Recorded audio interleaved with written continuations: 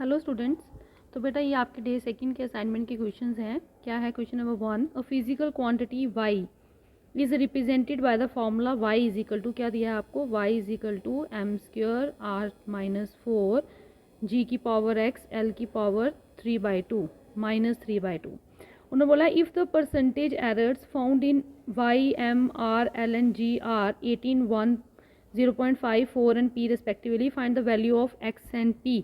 तो आपको value find out करनी है। तो बेटा ध्यान से देखिए, तो पहले आप इसको परसेंटेज एरर दिए हैं तो पहले आप रिलेटिव एरर निकाल लीजिए। Delta Y upon Y is equal to 2 times delta M upon M plus 4 times delta R upon R plus X times delta G upon G plus 3/2 times delta L upon L. तो multiply by 100 कर लीजिए, ठीक है। तो multiply by 100 कर लेंगे, तो जब आप इसको भी 100 से मल्टीप्लाई करेंगे और इस पूरे को 100 से मल्टीप्लाई करेंगे तो ये परसेंटेज एरर आ गया आपका। तो ये जो है ये आपको कितना दिया है, परसेंटेज एरर इन वाई आपको दिया है कितना, 18। तो ये 18 बन जाएगा is equal to 2 times delta M upon M, M में कितना दिया है, 1 दिया है। तो ये क्या बन जाएगा, into 1 plus 4 times delta are में कितना दिया है आपको, 0.5। तो 4 इंटू 0.5 आ गया plus x into delta G में कितना दिया है आपको, 4 दिया है। सॉरी, जी में कितना दिया आपको, पी दिया है। तो x into P plus 3/2 delta L में कितना दिया है आपको, 4 दिया है। क्लियर। तो करें इसको, ये क्या बन जाएगा, 18 is equal to 1 plus 4 into 0.5 2 हो जाएगा प्लस एक्स भी ऐसे ही रहेगा प्लस 2 1 जा 2 2 2 या 4 3 2 जा 6। तो जब आप इसको कैलकुलेट करेंगे your X P comes out to be 8। Clear. तो अब इनमें से मीन्स आपके x और p की वैल्यू जो है मल्टीप्लिकेशन वो 8 होनी चाहिए। तो बेटा x और p की मल्टीप्लिकेशन 8, अगर आप 5 और 2 को मल्टीप्लाई करें 5 2 या 10 हो जाएंगे, या -2 से करेंगे -10 हो जाएंगे, यहाँ पे 4 3 या 12 होंगे, यहाँ पे 8 2 या 16 होंगे। तो बट अगर आप 16/3 इंटू 3/2 करें तो 3 3 कैंसिल हो जाएगा, 2 1 जा 2 2 8 जा 16। तो इनकी प्रोडक्ट जो है बेटा वो क्या आती है, 8 आती है। तो इसका मतलब third one is the correct answer. Clear हो गया। नाउ सेकंड क्वेश्चन क्या है आपका, सेकंड क्वेश्चन है if velocity v, time t and force f are chosen as base units. आपको ये क्या किए गए हैं, बेस यूनिट्स चूज किए गए हैं ये, और उन्होंने आपको बोला है क्या निकालें, डायमेंशंस ऑफ मास निकालें एज बेस यूनिट्स। तो आपको किसकी डायमेंशंस निकालनी है, आपको मास की डायमेंशन निकालनी है। क्लियर। तो बेटा आप इसको कैसे सॉल्व करेंगे, आपको मास की डायमेंशन निकालनी है तो डायमेंशन एनालिसिस यूज़ करिए। M is directly proportional to क्या आ जाएगा आपका, पहला क्या दे दिया है आपको, फोर्स दिया है तो एफ ले लीजिए, इसकी पावर ए आ गई, टाइम टी दिया है पावर बी आ गई, वेलोसिटी की पावर सी आ गई। तो कर लीजिए इसको solve. M is directly proportional to force क्या होता है, M L T minus 2 whole power A आ जाएगी, ये क्या आ जाएगी, टी की पावर बी, वेलोसिटी होता है L T minus 1 whole power C. तो बेटा जब आप इसको कैलकुलेट करेंगे तो ये m की पावर a है, ठीक है, तो l की पावर a भी है, l की पावर c भी है, तो क्या बन जाएगी a प्लस सी, और t की पावर -2a है प्लस b भी है माइनस c है। तो जब आप इसको सॉल्व करेंगे तो यहाँ पे a की पावर क्या आ जाएगी, a की वैल्यू आ जाएगी 1, a प्लस सी कितना आ जाएगा 0 के बराबर, और आपका -2a प्लस बी माइनस सी भी किसके बराबर आ जाएगा, 0 के बराबर आ जाएगा। डायमेंशंस कंपेयर कर दी हैं हमने, a 1 है तो 1 plus C is equal to 0, C is equal to -1। तो यहाँ पे डाल दीजिए वैल्यू। तो जब यहाँ पे डालेंगे तो आपका a भी है c भी है तो b कितना आ जाएगा 1। तो ये वैल्यूज़ डाल दीजिए इस फॉर्मूले में, तो क्या बन जाएगा, m आपका किसके बराबर आ जाएगा, f की पावर a कितनी है 1, t की पावर b कितनी है 1, b की पावर c कितनी है -1, तो एफ टी वी -1। तो F T V -1 is the second option. Clear. Next question क्या है बेटा आपका, work done by a gas molecule in an isolated system is given by, क्या दिया है आपको, ये वैल्यू दी है w is equal to alpha beta square E की power X square upon alpha के टी। क्लियर। तो उन्होंने आपको इसमें क्या बोला है, क्या निकालना है आपने, वेयर एक्स क्या है, डिस्प्लेसमेंट है, ठीक है, के क्या है, बोल्ट्जमैन कांस्टेंट है, टी क्या है, टेम्परेचर है, alpha and beta are constants, then the dimension of beta will be, आपको बीटा की डायमेंशन निकालनी है। तो बेटा बीटा की डायमेंशन निकालनी है आपको, तो आपको सबसे पहले तो ये पता होना चाहिए यहाँ पे कि ये जो ई की पावर होती है, ठीक है, क्या है ई की पावर यहाँ पे एक्स स्क्वायर अपॉन अल्फ़ा के टी, ठीक है। तो एक्स स्क्वायर क्या है आपका, एक्स स्क्वायर, एक्स क्या है, डिस्टेंस है, तो डिस्टेंस का स्क्वायर मीन्स ये एल स्क्वायर हो जाएगा। क्लियर, तो ये क्या हो जाएगा, एल स्क्वायर हो जाएगा। तो अल्फ़ा के टी इसके बराबर होगा। आप देखें ध्यान से, तो के टी क्या है, आप सबने पढ़ा होगा कि के टी क्या होता है, it is unit of energy. क्यों, क्योंकि आप सबने law of equipartition of energy पढ़ी है कि जो एनर्जी होती है it is equally distributed among various degrees of freedom and is equal to half K T with each degree of freedom. Half K T means energy है, तो के T क्या है यहाँ पे, एनर्जी का फार्मूला लगेगा यहाँ पे। क्लियर हो गया, तो क्या आ जाएगा अल्फ़ा के टी, क्योंकि ये एक्स स्क्वायर है तो एल स्क्वायर को किससे डिवाइड किया है, अल्फ़ा के टी, अल्फ़ा के टी।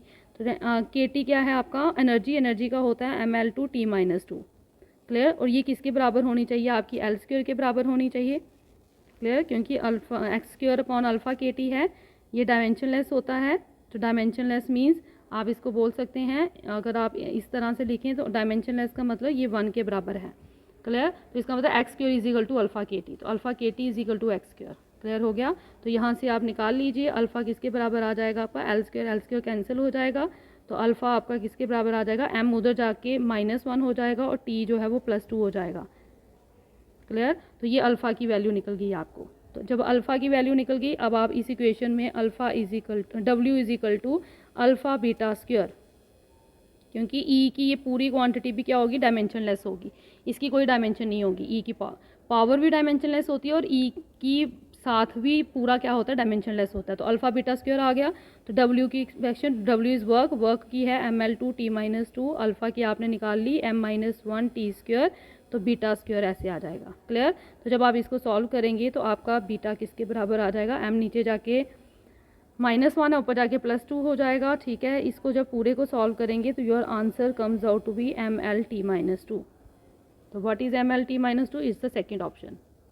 क्लियर, आप इसको सॉल्व कर सकते हैं। ठीक है,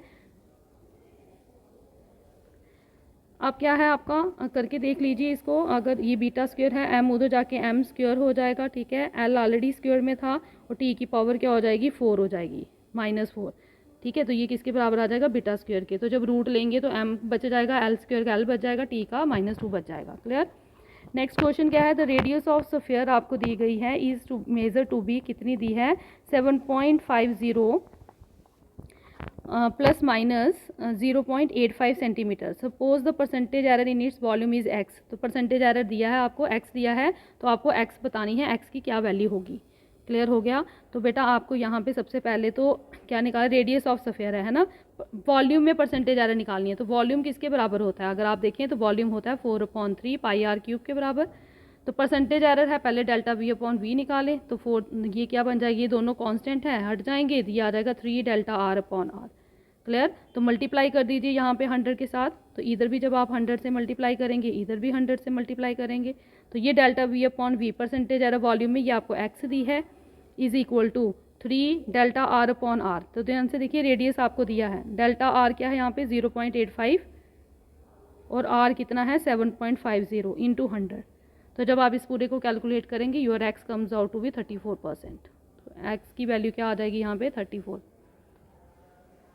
नेक्स्ट क्वेश्चन क्या है बेटा, यहाँ पे which of the following equations is dimensionally incorrect. आपको बताना है इनमें से कौन सी इक्वेशन जो है वो डायमेंशनली क्या है, इनकरेक्ट है। क्लियर, तो वेयर आपको ये सारी वैल्यूज़ दी हुई हैं कि टाइम जो है उसको टी से डिनोट किया गया है, हाइट को एच से, सरफेस टेंशन को एस से, ये सारी वैल्यूज़ आपको दी गई हैं। ठीक है, तो आपको बेटा बताना है इनमें से कौन सी इक्वेशन जो है वो इनकरेक्ट बतानी है। ठीक है, तो अगर आप ध्यान से देखें तो ये आपका सेंट फार्मूला है, ये बिल्कुल एक्यूरेट है। आपने देखा है रोटेशनल मोशन में वर्क डन जो होता है वो टाउ इंटू थीटा होता है, तो ये भी करेक्ट है आपका। अगर जे जो है, ठीक है, ये भी क्या होती है, डिस्प्लेसमेंट एप्सिलॉन डेल्टा E/T, ये भी आपका सही है। बट अगर आप यहाँ पे बात करें तो ये V क्या है, यहाँ पे वॉल्यूम दिया गया है, जबकि आपको पता है ये V जो होता है ये क्या होता है, वॉल्यूम पर सेकेंड होता है, rate of flow of liquid होता है ये। तो V ये क्या है, वॉल्यूम पर सेकेंड, बट यहाँ पे V क्या दिया है, वॉल्यूम दिया है। क्लियर हो गया, तो इसका मतलब ये जो इक्वेशन है आपकी यही इनकरेक्ट है। क्लियर हो गया, तो V is equal to pi rho A4/8 eta L, this is the incorrect equation. Second next question क्या है, if speed, acceleration and force F जो है are consider to be fundamental units, तो ये क्या किए गए हैं, फंडामेंटल यूनिट्स कंसीडर किए गए हैं। तो आपको डायमेंशनल फार्मूला किसका निकालना है, यंग्स मॉडुलस का निकालना है। तो बेटा वही उसी तरह से करेंगे आप इसको, y को क्या कर दीजिए, डायरेक्टली प्रोपोर्शनल हो जाएगा वो किसके, v की पावर a आ जाएगी, a की पावर b ले ली और f की पावर c ले ली। तो डायमेंशनल फार्मूला डाल दीजिए। यंग्स मॉडुलस का डायमेंशनल फार्मूला क्या होता है, यंग्स मॉडुलस होता है स्ट्रेस अपॉन स्ट्रेन। तो इसका फार्मूला बनता है ml-1 t-2 is equal to velocity का lt-1 होता है, पावर a क्या है, एक्सेलरेशन का lt-2 होता है, पावर b, और फोर्स का क्या होता है mlt-2, पावर क्या आ जाएगी c। ठीक है, तो जब आप इसको ओपन करेंगे तो ये आपका क्या बन जाएगा, ml-1 t-2। क्लियर, तो ये क्या आ जाएगा आपका, इसको सॉल्व कर लीजिए। इज इक्वल टू यहाँ पे m क्या है, एक ही है, m की पावर c है, l जो है वो l की पावर a भी है, l की पावर b भी है, l की पावर c भी है। ठीक है, और t की पावर क्या है, -a है, -2b है और -2c है। तो जब आप इसको कैलकुलेट करेंगे your c comes out to be 1। ठीक है, a plus b plus C is equal to -1 और -a -2b -2c is equal to -2। Clear, अब आप इसको दोनों को कैसे सॉल्व करेंगे, अब आप इन दोनों को क्या कर दीजिए बेटा, प्लस कर दीजिए। जब प्लस करेंगे तो ए क्या हो जाएंगे, कैंसिल आउट हो जाएंगे। ठीक है, तो ये आपका क्या बन जाएगा, प्लस 2b में से b निकाले तो -b बच जाएगा, 2c में से c निकाले तो -c बच जाएगा, इज इक्वल टू -2। और c आपको दिया गया है b -1 इज इक्वल टू -2, -1 उधर चला जाएगा, b is equal to -2 plus 1 means -1, तो माइनस माइनस कैंसिल हो जाएंगे, b आपका कितना आ गया 1। तो c भी 1 आया है, b भी क्या आ गया है आपका 1 आ गया है। क्लियर, सॉरी बेटा ये भी तो होना था ना, -2 और -1 ये -3 होने थे। क्लियर हो गया, तो ये कितना आना था, -3 -1 प्लस 1। क्लियर, तो -3 प्लस 1 ये -2 आएगा, तो माइनस माइनस कैंसिल, b कितना आ गया आपका 2 आ गया। तो बेटा अगर b 2 आ गया तो यहाँ पे आप वैल्यू डाल सकते हो a प्लस बी में। तो जब आप इसमें वैल्यू डालेंगे a आपका निकल जाएगा, प्लस b कितना है +2, c कितना है 1 इज इक्वल टू -1, तो a इज इक्वल टू -1 -3, तो कितना आ जाएगा, ये 2 + 1 3 है ना, तो जाके -3 हो जाएगा, तो a कितना आ जाएगा -4। तो बस आप वैल्यू डाल दीजिए यहाँ पे। तो therefore y is equal to b की पावर a कितना है -4, a की पावर b कितना है 2, f की पावर c कितना है 1। तो ये आपका आंसर आएगा v -4 a2 f1।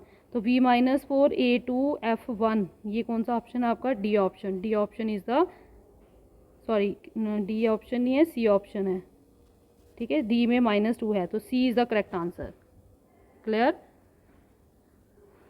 Next question क्या है, सेम इसी तरह से ये क्वेश्चन है। अब आपको यहाँ पे क्या निकालना है, टाइम को एक्सप्रेस करना है इन टर्म्स ऑफ, तो टाइम t है, ध्यान से देखिए, t is directly proportional to या इज इक्वल टू g की पावर a, h की पावर b और स्पीड की पावर c। c दिया है तो c ले लीजिए इसको, या x y z में कर सकते हैं आप, आपकी चॉइस है ये। ठीक है, तो आप इसको x y z में भी लिख सकते हैं। तो x y z की वैल्यू निकाल लीजिए, अगर आपको कन्फ्यूज़न है तो ले लीजिए इसको। तो यहाँ पे मैंने क्या ले लिया है, x, ये y, ये z, c। ठीक है, डायमेंशनल फार्मूला डाल दीजिए बेटा। डायमेंशनल फार्मूला टाइम का तो t ही रहेगा, is equal to gravitational constant का क्या होता है m-1 l3 t-2। ठीक है, होल पावर क्या आ जाएगी x, h क्या है यहाँ पे प्लैंक्स कांस्टेंट। तो बेटा प्लैंक्स कांस्टेंट का फार्मूला क्या होता है ml2 t-1, पावर क्या आ जाएगी y, और वेलोसिटी का होता है lt-1, तो पावर क्या आ गई c, ना सॉरी z। तो कर लीजिए इसको ओपन, ये क्या आ जाएगा m-x प्लस y, l कितने आ जाएंगे 3x प्लस 2y और प्लस z, और t कितना आ गया -2x -y और -z। तो बेटा आप इसको कैलकुलेट कर सकते हैं, यहाँ पे -x प्लस y क्या हो जाएगा 0 हो जाएगा, 3x plus 2y plus 2b कितना हो जाएगा 0 हो जाएगा, और -2x -y -2 कितना हो जाएगा 1 हो जाएगा। तो -2x -y है ये। ठीक है, तो -y को उधर ही रहने दो, 2 उधर चला जाएगा, सॉरी ये z है।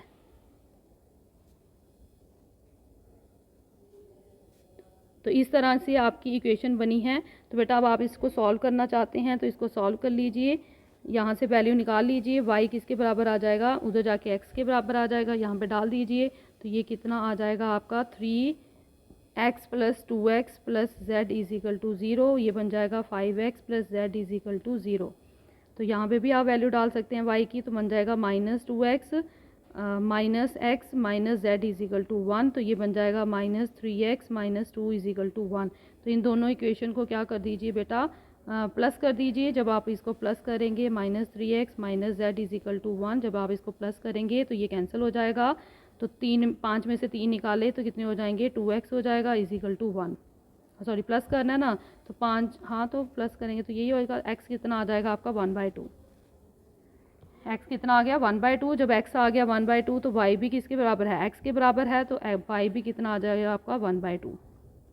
ठीक है, x भी आ गया y भी आ गया, तो बेटा आप इक्वेशन डाल सकते हैं, इसमें डाल दीजिए। तो क्या बन जाएगा, 3x means 1/2 plus 2y means 1/2 plus z is equal to 0। तो ये क्या बन जाएगा, ये कैंसिल हो जाएंगे। तो 3/2 plus 1 plus z is equal to 0, तो ये कितना बन जाएगा, 3 और 2 5/2 plus z is equal to 0, तो z इज इक्वल टू -5/2। ठीक है, तो ये कि इसको आप कैसे लिख सकते हैं, इसको आप लिख सकते हैं g की पावर 1/2, h की पावर 1/2, c की पावर 5 है ये, तो माइनस ऊपर चला जाएगा -5 हो जाएगी, तो -5/2। तो यहाँ पे भी आप इस तरह से लिख सकते हो, c की पावर 3/2 बन जाएगी ये g की पावर -1/2 बन जाएगी, h की पावर भी -1/2 बन जाएगी। इस तरह से ओपन कर सकते हैं। तो आप देख लीजिए आपका फॉर्मूला क्या आएगा, डालें यहाँ पे वैल्यू, तो t इज इक्वल टू जी की पावर x कितना आया था आपका 1/2, h की पावर भी 1/2 और c की पावर कितनी आई थी z -5/2। तो ये कौन सा ऑप्शन आ रहा है आपका, ये first one is the correct option. ठीक है, तो ये आपके क्वेश्चन थे असाइनमेंट सेकंड के।